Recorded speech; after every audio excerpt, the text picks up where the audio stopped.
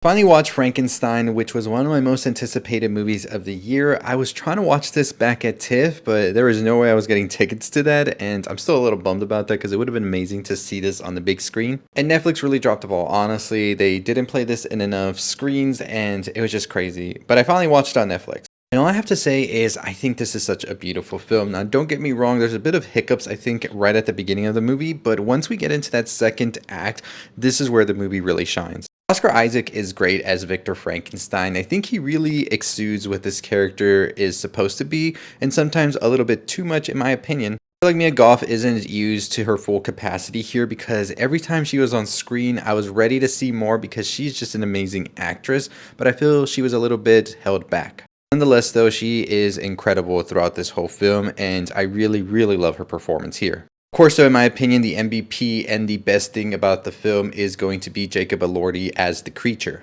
I am not going to lie to you, once this film hits its second act, I was in tears the whole time at just how beautiful of a performance this is from Elordi. There is just an innocence that he brings to this character of wonder and hurt that I was just like holding back the tears, and I was just like, you know what? I can't hold them back any longer. I'm just gonna cry throughout this whole movie, and that's what I did until the very end credits where I was just in amazement.